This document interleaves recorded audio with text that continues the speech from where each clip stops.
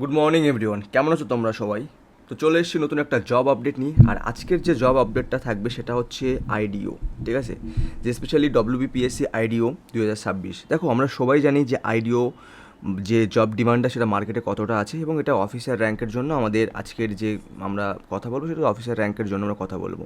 দেখো, মেন যে কথা সেটা হচ্ছে যে রাজ্যের শিল্প উন্নয়নে এবং সম্মানজনক কেরিয়ার গঠনের জন্য আইডিওর যে একটা ভূমিকা সেটা সবসময় ছিল এবং আগে গিয়েও থাকবে। কিন্তু যথাযথ সময়ে সে রিক্রুটমেন্টটা এবং এক্সাম না হওয়ার কারণে আমাদের যে ছেলেমেয়েরা আছে তারা পিছিয়ে যাচ্ছে, এবং তাদের উপর থেকে এই যে যে একটা আশা ভরসা সেটা সম্পূর্ণটা হারিয়ে যাচ্ছে। তো চলো, এখন গভর্নমেন্ট নতুন যে আইডিও বিষয়ে যে ডেট বা সম্ভাব্য ডেটের যে কথা বলছে সেটা নিয়ে আমরা কথা বলবো, এবং কি কি বিষয়ে আমরা চেষ্টা করবো, এবং পিএসসির থেকে আইডিও কেন আলাদা, তো সেটা নিয়ে আমরা আজকে কথা বলবো। তো চলো, ভিডিওটা বেশি কথা না বলে ভিডিওটা শুরু করা যাক। তো দেখো, এখন বাংলা কথা যদি আমি বলতে যাই, যে পিএসসি যখন এখন সম্পূর্ণ সক্রিয় প্রস্তুতির জন্য এটা সব থেকে বেস্ট টাইম। দেখো, একদিনে 10টি পরীক্ষার রেজাল্ট এখানে প্রকাশ হচ্ছে, মিসলিনিয়াস ফর্ম ফিল আপ হচ্ছে, ডব্লিউবিসিএস পরীক্ষার তারিখ ঘোষণা হচ্ছে, এবং আইডিও শর্ট নোটিশ জারি হচ্ছে হবে। ওকে, দেখো কেন আইডিও সেরা সুযোগ। দেখো, সাধারণ ডব্লিউবিপিএসসি পরীক্ষা কী আছে, পরীক্ষা তোমাকে 3টে স্তর করতে হচ্ছে। প্রথমে প্রিলিমস দিতে হচ্ছে, মেন্স ক্লিয়ার করতে হচ্ছে, ফির ইন্টারভিউ রাউন্ড তোমাকে ক্লিয়ার করতে হচ্ছে। এবং ইংরেজি বিষয়ের জন্য বিশাল তোমাকে ডেসপারেটিভ ইংরেজির চাপ থাকে ডব্লিউবিপিএসসিতে। ওকে, এবং ডব্লিউবিপিএসসি এবং আইডিওর যে সুযোগ সেটা হচ্ছে শুধুমাত্র একটি প্রিলিমিনারি এক্সাম যদি যদি তুমি প্রিলিমস ক্লিয়ার করো তাহলে তুমি এখানে মানে জবের জন্য অ্যাপ্লিকেশন হয়ে যাবে। আর এখানে কোনো ইংলিশ কোনো বিষয় নেই, বা ইংরেজির কোনো এখানে কোনো বিষয় নেই বা সাবজেক্টই নেই এখানে। তো পদের গুরুত্ব কী আছে দেখো, শিল্প বাণিজ্য দপ্তরে পশ্চিমবঙ্গ সরকারের এবং সরাসরি কারিগর আমাদের এই দপ্তরে প্রচুর পরিমাণে গুরুত্ব রয়েছে। পদমর্যাদা বিশালভাবে আছে, সম্মানজনক, এবং অফিসার পদ তোমরা পাচ্ছ, এবং সম্ভাব্য শূন্যপদ হচ্ছে 300 থেকে 400। ঠিক আছে, অনেক শূন্যপদ দিচ্ছে, 300 থেকে 400। এবার দেখো, বেতন যদি মানে বলি যদি বলি বেসিক স্যালারি পে, তাহলে কি আছে যে প্রথম মাসের সম্ভাব্য আয় কত হতে পারে, 32,100। এটা তোমার বেসিক। এরপরে তোমাদের এখান থেকে আপ টু 1 লাখ 1.5 লাখ অব্দি তোমার যেতে পারে এই বেতনটা। আফটার ইনক্রিমেন্ট, আফটার তুমি যত বেশি এক্সপিরিয়েন্স হবে, সিনিয়র হবে, তার উপর ডিপেন্ড করে এটা হচ্ছে। এই স্যারে তোমাকে দিচ্ছে কি, হোম রেন্ট অ্যালাউন্সেস তোমাকে দিচ্ছে 3852 টাকা, রাইট? ডিএ কি, সরকারের যে নিয়ম অনুযায়ী তোমাদের ছুটি পাচ্ছ সেটা তুমি পাচ্ছ।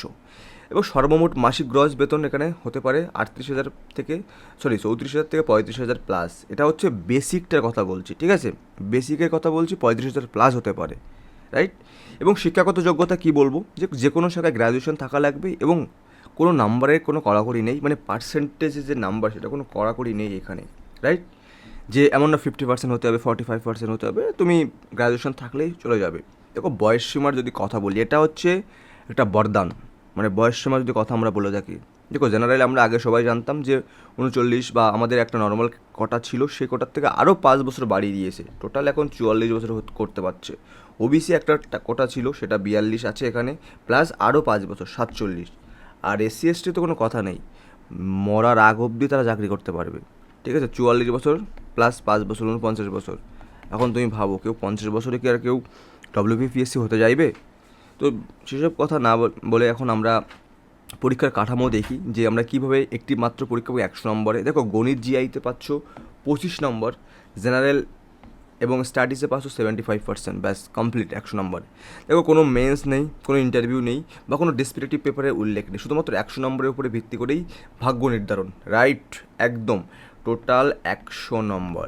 ওকে, টোটাল 100 নম্বরের উপরে ভিত্তি করে তোমাদের ভাগ্য নির্ধারণ এখানে হয়ে যাবে, রাইট? এবং জেনারেল স্টাডিজ কি, 75% বা 75 নম্বরে খুঁটিয়ে পড়ার ব্লু প্রিন্ট কী দেখো। দেখো, ফিজিক্স, কেমিস্ট্রি, বায়োলজি এবং পরিবেশবিদ্যা, রাইট? এখানে জিএসের মধ্যে ইতিহাস হতে পারে, ভূগোল হতে পারে, পলিটিক্স হতে পারে, ইকোনমি হতে পারে, এবার কি স্ট্যাটিক জিকে, কারেন্ট অ্যাফেয়ার্স, এই টোটালও হতে পারে। এবার দেখো, গণিত জিআই 25 নম্বর কী হতে পারে।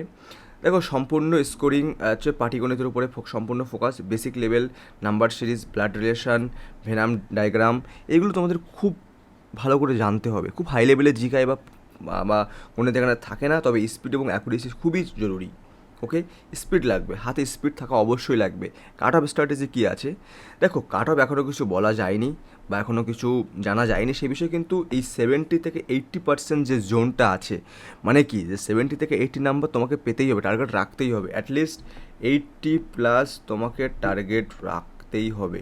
ওকে, 80+ তোমাকে টার্গেট না রাখলে তুমি হবে না এখানে, রাইট? এবারে দেখো, মেন কথা হচ্ছে এই ফর্ম ফিল আপ বা ডব্লিউবি পিএসসি আইডিও যে বলি, ইন্ডাস্ট্রিয়াল ডেভেলপমেন্ট অফিসারে যেটা বলছি, এটার যে ফর্ম ফিল আপ হতে চলছে। তো ফর্ম ফিল আপ যদি যখন আমাদের রেজাল্ট যখন আমাদের সামনে চলে আসবে ফর্ম ফিল আপের ডেট, বা আমরা কীভাবে ফর্ম ফিল আপ করতে পারি, কবে এক্সামের ডেট আছে, তো সে সমস্ত বিষয়ে আমরা আপডেট দিতে থাকবো। তো অবশ্যই তোমরা চ্যানেলে জুড়ে থাকো, আর লেটেস্ট যদি কোনো জব অপরচুনিটির আপডেট আসে আমরা অবশ্যই সেটা নিয়ে কথা বলবো। Thank you everyone.